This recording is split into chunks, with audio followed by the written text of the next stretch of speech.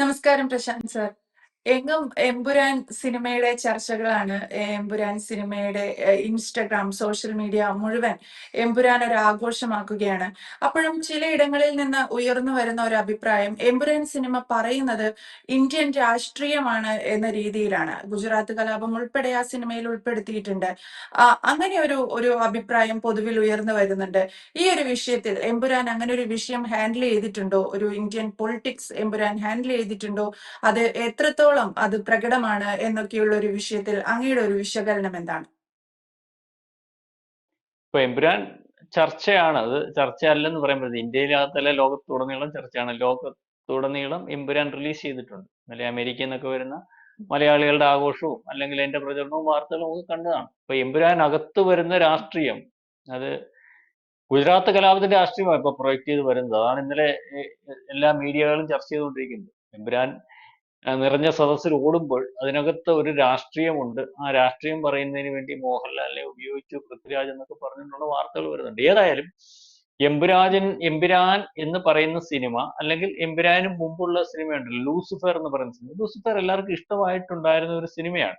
അപ്പൊ പൃഥ്വിരാജ് ഈ രണ്ട് സിനിമകളിലെയും ആദ്യമായിട്ട് സംവിധാനം ചെയ്യുന്ന പൃഥ്വിരാജ് ലൂസിഫറിലൂടെയാണ്. രണ്ടാമത് ഈ ഈ സിനിമ സംവിധാനം ചെയ്യുന്നത് വലിയ മലയാള സിനിമയിൽ ഏറ്റവും കൂടുതൽ പണം മുടക്കി എടുത്തിരിക്കുന്ന സിനിമയും, അല്ലെങ്കിൽ അത്തരത്തിൽ കളക്ട് ചെയ്തില്ലെങ്കിൽ പരാജയപ്പെടാൻ സാധ്യതയുള്ള സിനിമയും, ഹോളിവുഡ് സിനിമയെ വെല്ലുന്ന രീതിയിലുള്ള സിനിമയും എന്നൊക്കെ പറയുമ്പോൾ ഈ രണ്ട് സിനിമയ്ക്കകത്തും നമ്മൾ പറയാതെ പോയിട്ട് കാര്യമില്ല, ഒരു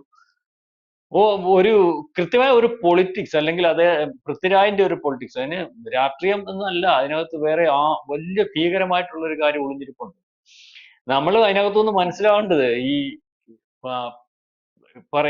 എമ്പുരാന് മുമ്പുള്ള പടം ഉണ്ടല്ലോ ലൂസിഫറിനകത്ത് മോഹൻലാൽ എന്ന് പറയുന്ന കഥാപാത്രം, അദ്ദേഹം വില്ലനാണോ നായകനാണോ എന്നുള്ളതിനകത്ത് ഒരു തർക്കം പോലും ഉണ്ട്. വില്ലൻ നായകൻ എന്നുള്ള ഒരു പരിവേഷത്തിലാണല്ലോ പുള്ളിയുടെ പോക്ക്.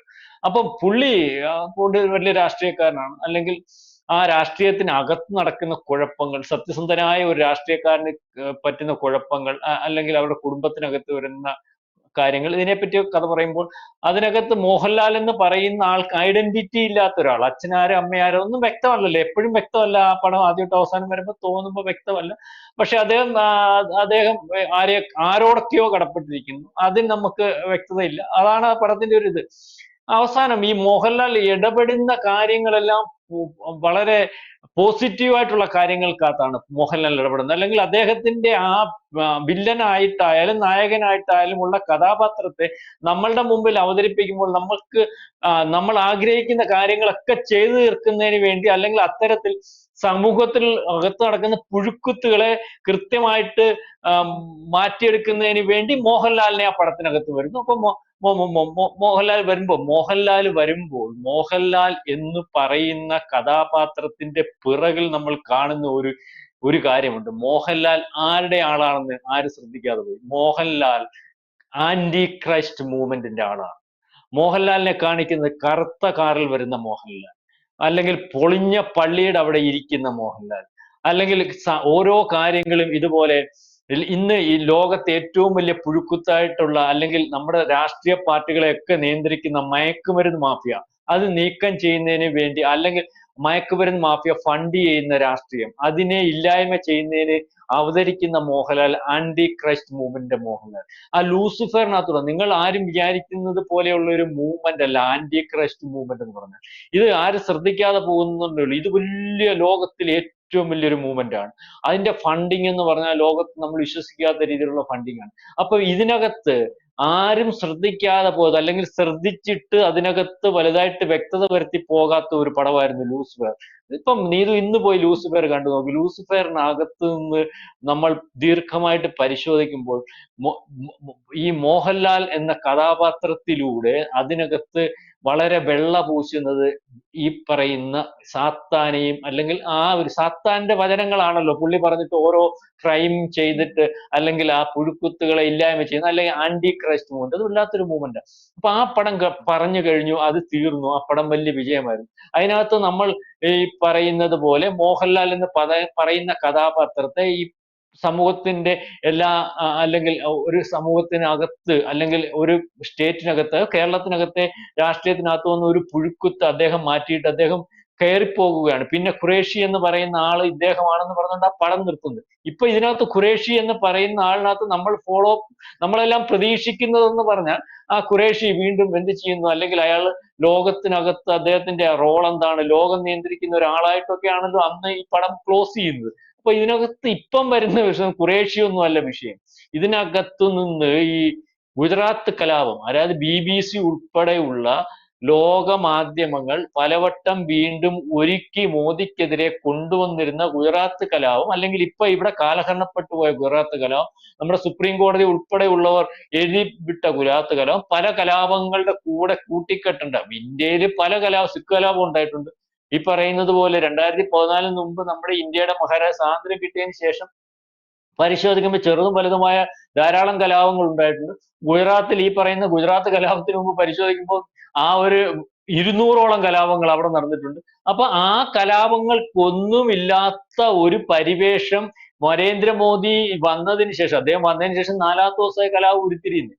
അപ്പൊ അതിനകത്ത് അദ്ദേഹത്തിന് എതിരെ ഈ കലാപത്തെ ചൂണ്ടി വെക്കുമ്പോൾ അതിനകത്ത് ഈ പറയുന്ന ഹിന്ദു വിരുദ്ധതയ്ക്കും അല്ലെങ്കിൽ ഹിന്ദുത്വയ്ക്കും എതിരെയൊക്കെ വരുന്നത് പോലെ അതിനകത്ത് BJPക്ക് അകത്തും അവിടെ ഒരു അജണ്ട ഉണ്ടായിരുന്നു എന്ന് പലതരം പരിശോധിക്കുമ്പോൾ നമുക്ക് മനസ്സിലാവും. അതായത് ആ കലാപം അന്നുണ്ടായപ്പോൾ അതിനകത്ത് പറഞ്ഞിരുന്ന ആരോപണം ഭ്രൂണത്തിന്റെ ആരോപണം, ശൂലത്തിന്റെ ആരോപണം, സ്ത്രീകളെ ബലാത്സംഗം ചെയ്ത ആരോപണം. അതിനകത്ത് അവിടെ പരിശോധിക്കേണ്ട സ്ത്രീകളെ, ഇപ്പൊ മുസ്ലിം സ്ത്രീകളെ ബലാത്സംഗം ചെയ്ത് ചവിട്ടിത്താഴ്ത്തു ഹിന്ദുക്കൾ എന്ന് പറയുന്ന അതേ സ്ത്രീയുടെ ഫോട്ടോ വെച്ചാണ് ഹിന്ദു പ്രദേശത്ത് ഹിന്ദു സ്ത്രീയെ ബലാത്സംഗം ചെയ്ത് മുസ്ലിങ്ങൾ എന്ന് പറഞ്ഞത്. ഇത് വളരെ ദീർഘമായിട്ട് പരിശോധിച്ചു. അതുപോലെ അവിടെ ഭ്രൂണം കുത്തിയെടുത്തു ശൂലത്തിൽ എന്ന് പറഞ്ഞ അങ്ങനൊരു സംഭവം ഗുജറാത്തിൽ അന്ന് നടന്നിട്ടുണ്ടായിരുന്നില്ല. ആ പടം വേറെ ഇന്ത്യക്ക് വെളിയിൽ ലോകത്ത് വേറെ ഒരു സ്ഥലത്ത് നടന്നാണെന്ന് പറഞ്ഞ് വെക്കുമ്പോൾ ഓരോ ആരോപണവും അവിടെ വന്നിട്ടുള്ള ആരോപണം, ദീർഘമായിട്ടുള്ള ആരോപണം, അല്ലെങ്കിൽ കൈകൂപ്പി നിൽക്കുന്ന, അല്ലെങ്കിൽ രക്ഷിക്കണേ എന്ന് പറഞ്ഞിട്ട് അവിടെ നിന്ന് ഓടി വന്ന ഒരു പടം ഇവിടെ ഉണ്ടായിരുന്നല്ലോ. ഒരു ഗുജറാത്തിൽ നിന്ന് ഓടി വന്ന ഒരു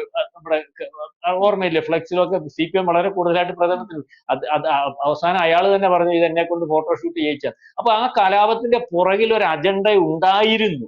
ആ അജണ്ട ഇപ്പോഴും പിന്തുടരുന്നു. ആ അജണ്ട ഇപ്പോഴും പാസ്സാക്കാൻ ശ്രമിക്കുന്നു.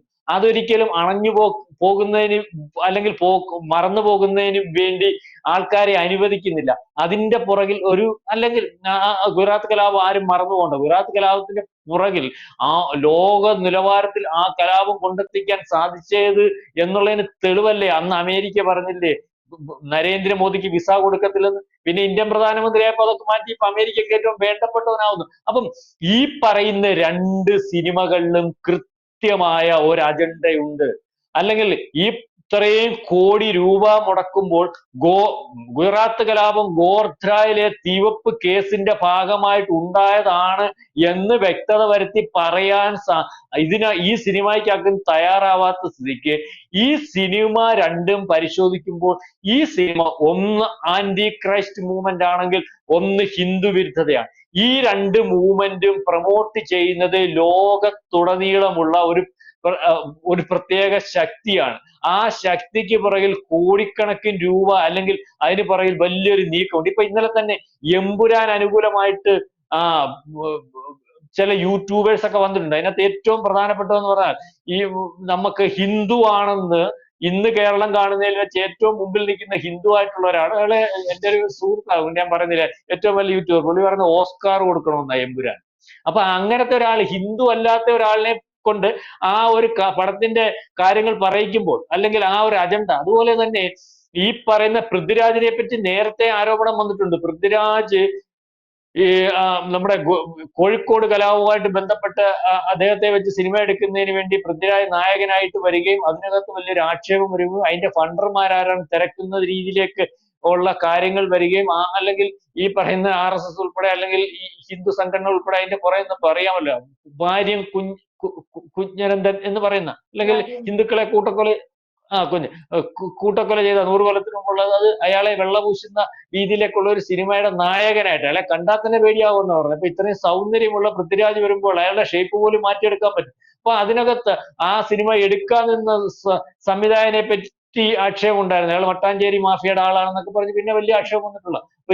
അപ്പം ഇതേ അജണ്ട അദ്ദേഹം വളരെ കൃത്യമായിട്ട്, വളരെ രഹസ്യമായിട്ട് വേറൊരു രീതിയിൽ, അല്ലെങ്കിൽ ആൾക്കാർക്ക് വ്യക്തത വരാത്ത രീതിയിൽ നേരത്തെ ഉള്ള ലൂസിഫറിന് ശേഷം ലൂസിഫറിനകത്തെ മോഹൻലാൽ ആരാണെന്ന് തിരയുമ്പോൾ ലൂസിഫറിനകത്തെ മോഹൻലാലിനെ തിരയുന്നവർക്ക് ആ മോഹൻലാലിനെ അവതരിപ്പിക്കുന്നതിന്റെ കൂടെ തന്നെ കൃത്യമായ ഒരു ഹിന്ദുത്വ വിരുദ്ധ അജണ്ട അല്ലെങ്കിൽ ഒരു ഗുജറാത്ത് കലാപം, ഒരു വടക്കേ ഇന്ത്യൻ രാഷ്ട്രീയം ഒക്കെ ഇപ്പൊ എല്ലാവരും പറയുന്ന പോലെ കൃത്യമായ രാഷ്ട്രീയം, ആ രാഷ്ട്രീയം ഒരു ഹിന്ദു വിരുദ്ധതയുടെ രാഷ്ട്രീയമാണോ അല്ലെങ്കിൽ BJP-ക്കെതിരെയുള്ള രാഷ്ട്രീയമാണോ എന്നൊക്കെ തോന്നുന്ന രീതിയിലേക്കാണ് ആ പടം പോകുന്നത്. ആ രീതിയിലേക്കാണ് ആ പടത്തിന്റെ പുറകിലുള്ള ചർച്ച വരുന്നത്. ഏതായാലും ലൂസിഫറും എമ്പുരാനും പറഞ്ഞിരിക്കുന്നത്, പറഞ്ഞിരിക്കുന്നതിനകത്ത് ഈ പറഞ്ഞതുപോലെ ചില അജണ്ടകളുണ്ട്. അത് വളരെ വ്യക്തവും കൃത്യമാണ്.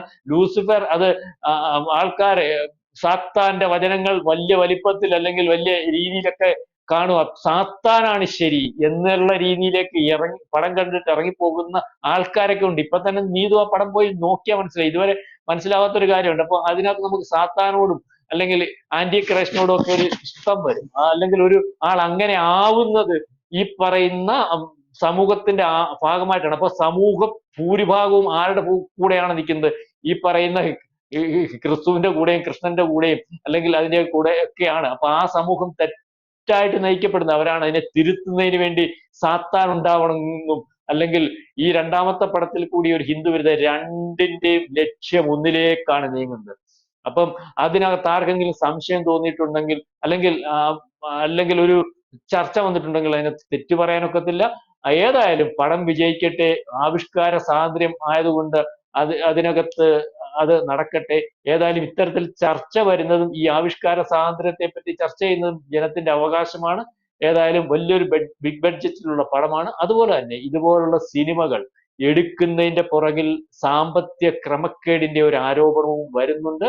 അല്ലെങ്കിൽ പടം വിജയിച്ചില്ലെങ്കിലും കുഴപ്പമില്ല, ഇത്ര കോടി രൂപ ഒരു പടത്തിന് ചെലവായി, അല്ലെങ്കിൽ ആ പടം അതിന്റെ അപ്പുറം ലാഭത്തിൽ അല്ലെങ്കിൽ പോലും 400 കോടിയുടെ പടം 800 കോടി വാരി എന്ന് പറഞ്ഞ് കണക്കുണ്ടാക്കി ആ പണത്തിന്റെ അല്ലെങ്കിൽ അത്തരത്തിലുള്ള പണവും ഒക്കെ എവിടെ നിന്ന് വരുന്നു എന്നുള്ള ചോദ്യങ്ങളും ഇതിന്റെ കൂടെ ചോദിക്കുന്നുണ്ട്.